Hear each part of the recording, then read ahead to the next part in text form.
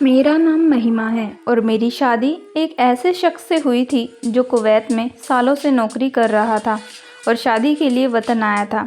मेरी शादी को हफ्ता भर भी नहीं गुजरा और मेरे शौहर ने उसका सामान बांधने का कहा क्योंकि उसकी वापसी का वक्त आ गया था। उसे वापस कुवैत जाना था और यह सुनकर मेरी परेशानी बढ़ गई क्योंकि अभी अभी हमारी शादी को एक हफ्ता ही हुआ था और वह वापस जाने की बात कह रहे थे।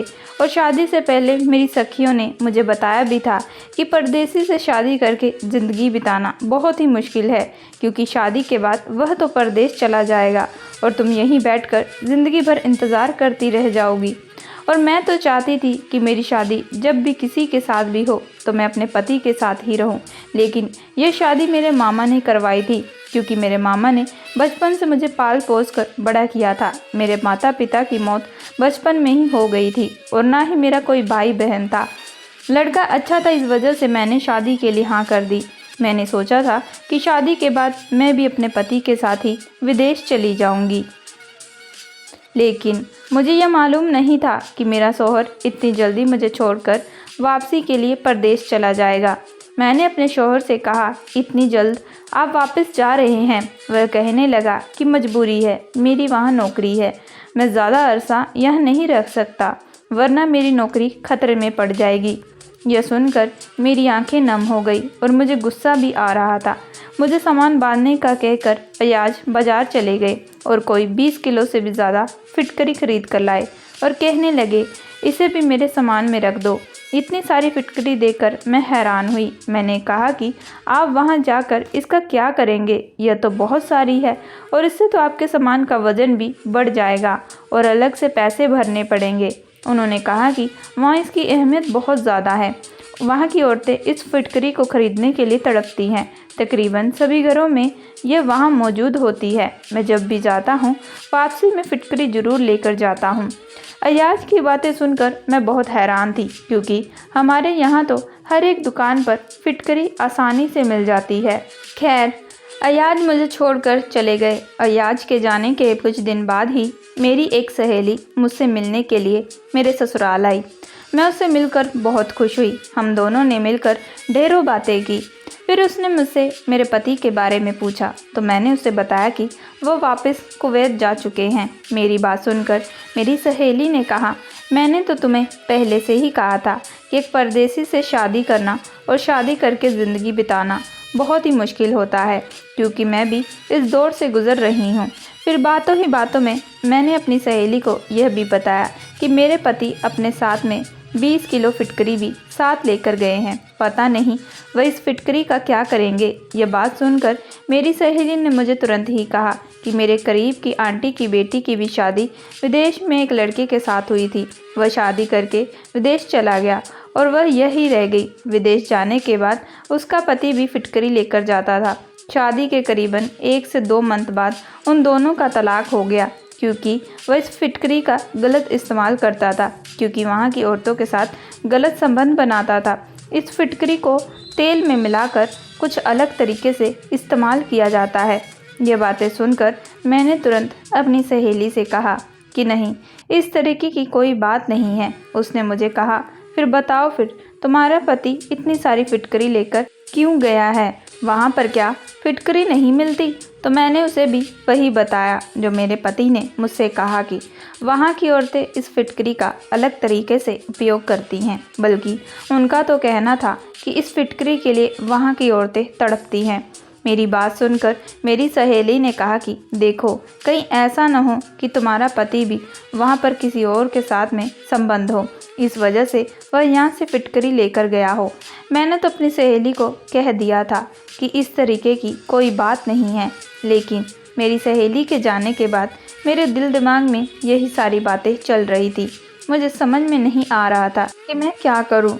रात को जब खाना खाने के वक्त मैंने अपनी सास से बातों ही बातों में पूछा कि कुवैत में फिटकरी का क्यों इस्तेमाल किया जाता है, क्या वहाँ पर फिटकरी नहीं मिलती? तो मेरी सास ने कहा कि तुम्हें यह सब बातें कौन कह रहा है? तो मैंने कहा कि नहीं, मैं तो सिर्फ ऐसे ही बात पूछ रही हूँ। तो मेरी सास ने मुझे बताया कि कुवैत में फिटकरी का बहुत अलग तरीके से इस्तेमाल किया जाता है। वहाँ की औरतें इस फिटकरी को रात में कुछ खास मकसद के लिए इस्तेमाल करती हैं और वह मैं तुम्हें नहीं बता सकती। मेरी सास की यह बात सुनकर मेरे दिल में परेशानी और बढ़ती जा रही थी। मैं अपनी सास से किस तरीके से पूछूं कि आखिर इतनी सारी फिटकरी लेकर उनका बेटा क्या करेगा।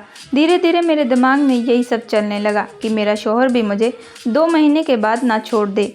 तो मैंने अपनी सहेली से इस बारे में बात की तो उसने मुझे बताया कि मैं भी किसी तरह अपने पति के पास चली जाऊं। मैंने उसे कहा कि अभी कैसे मैं जा सकती हूं, अभी तो मेरी नई नई शादी हुई है, मैं उन्हें कैसे कहूं कि वह मुझे अपने पास बुला ले। तो उसने मुझे कुछ तरीके बताए। उसने मुझे बताया कि तुम रोना धोना करो, तुम अपने पति को कहो कि वह तुमसे बहुत प्यार करती है और उसके बिना नहीं रह सकती। मेरी सहेली ने जिस तरीके से कहा मैंने उस तरीके से ही अपने पति से रोज़ ऐसा कहना शुरू कर दिया। आखिरकार परेशान होकर मेरे पति ने मेरा वीज़ा लगा दिया और मुझे अपने पास बुला लिया। इस बात से मैं बहुत ज़्यादा खुश हुई। मैंने सोचा चलो अब मैं अपने पति के पास रहूंगी और ना ही वह किसी और औरत के पास जाएंगे। लेकिन जब जाने के लिए मैं अपना सामान बांधने लगी तो मैंने अपने पति से फ़ोन पर पूछा कि क्या मैं यहाँ से उनके लिए कुछ ज़रूरी चीज़ें लेकर आऊँ। तो उन्होंने फिर से मुझे अपने साथ फिटकरी लाने के लिए कहा। यह सुनकर मैं फिर से शॉक हो गई। मैंने उनसे कहा कि अभी तो हाल फिलहाल आप इतनी सारी फिटकरी लेकर गए थे और फिर से मुझसे फिटकरी मंगवा रहे हैं। तो उन्होंने कहा कि मैं तुम्हें जितना कहा है तुम उतना करो, फिटकरी यहाँ मेरे लिए बहुत ज़्यादा ज़रूरी है तो तुम बस उतना ही करो। उनकी यह बातें सुनकर फिर मुझे बहुत ज़्यादा गुस्सा आ रहा था। फिर मैंने सोचा मैं वहीं जाकर देख लूँगी आखिरकार ये फिटकरी का क्या करते हैं जो बार बार इन्हें फिटकरी की इतनी ज़रूरत पड़ती है। आखिरकार काफ़ी लंबे समय के बाद मैं कुवैत पहुंच गई।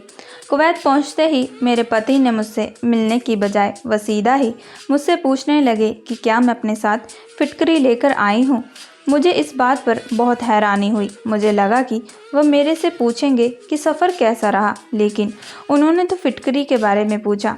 मैंने गुस्से से उन्हें फिटकरी निकाल कर दे दी और वह मुझे एयरपोर्ट पर कुछ देर के लिए छोड़कर किसी और के पास चले गए और उसे वहां जाकर फिटकरी दे दी। मुझे समझ में नहीं आया कि मुझसे ज़्यादा ज़रूरी उनके लिए फिटकरी थी। खैर मैंने वहां पर अपना गुस्सा जाहिर नहीं किया। उसके बाद वह मुझे वापस घर ले गए। घर वापस जाने के बाद अयाज ने मुझसे काफ़ी अच्छे से बात की। वह मुझ पर काफ़ी ज़्यादा प्यार लुटा रहे थे। मुझे काफ़ी ज़्यादा अच्छा लग रहा था। मैंने सोचा चलो खैर छोड़ो पुरानी बातें। इसी तरह कम से कम 1 हफ़्ता गुजर गया।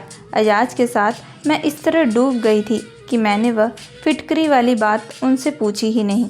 एक दिन अयाज ने मुझसे कहा कि उनके किसी दोस्त ने हमें उनके घर दावत पर बुलाया है। तो मैं बहुत ज़्यादा खुश हुई। अयाज मुझे पहले ही बोल चुके थे कि मैं काम से जल्दी आऊँगा तो तुम तैयार रहना और हम लोग साथ मिलकर दावत पर चलेंगे। दावत पर जाने के लिए मैं बहुत ज़्यादा खुश थी। मैं बहुत ही अच्छे कपड़े पहने थे। अब अयाज काम से घर आए तो मुझे देखकर हैरान रह गए और वह मुझ पर काफ़ी ज़्यादा प्यार लुटा रहे थे। फिर मैंने उन्हें कहा कि हमें दावत पर जाना है तो उन्होंने कहा ठीक है। उसके बाद हम लोग दावत पर चले गए।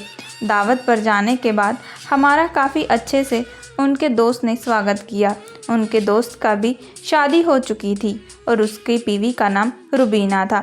रुबीना के साथ मैं काफ़ी अच्छे से घुल मिल गई थी। रुबीना जब किचन में खाना लेने के लिए गई तो मैं भी उसकी मदद करने के लिए उसके पीछे चली गई। जब मैंने किचन में जाकर देखा कि एक कोने में बहुत सारी फिटकरी का ढेर पड़ा हुआ है, तब मैंने इस बारे में रुबीना से पूछा कि इतनी सारी फिटकरी का क्या करती हो। तो उसने मुझे कुछ बताया नहीं। उसके चेहरे पर काफ़ी ज़्यादा डर था। मुझे समझ में नहीं आया कि वह मुझे बताना नहीं चाहती, यह क्या वजह थी। मैंने इस बात पर ज़्यादा जोर नहीं दिया। रुबीना ने काफ़ी ज़्यादा अच्छा खाना बनाया था। खाना खाने के बाद हम रात को वापस अपने घर आ गए।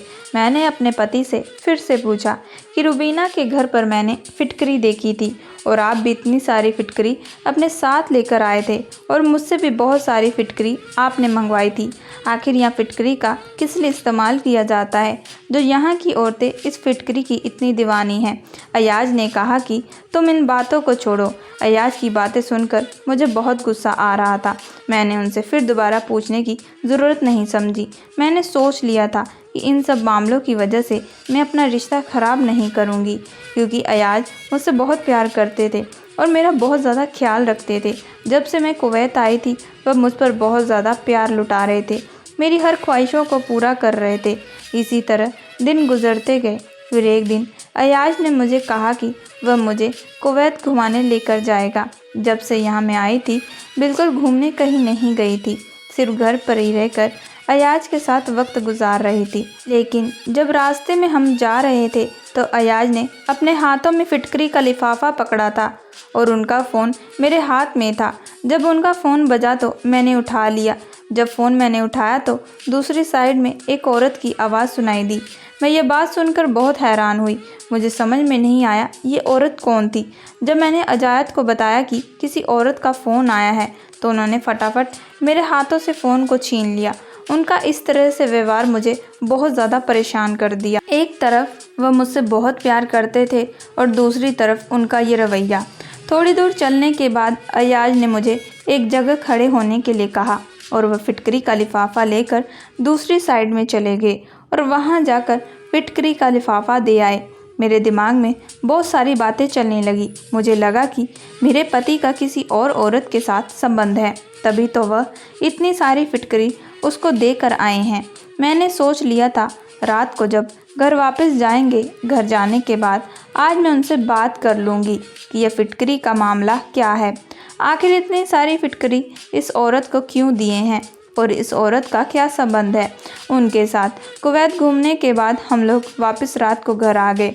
घर आने के बाद मैंने सीधा अयाज से पूछ लिया कि आखिर मुझे बताएं ये फिटकरी का मामला क्या है।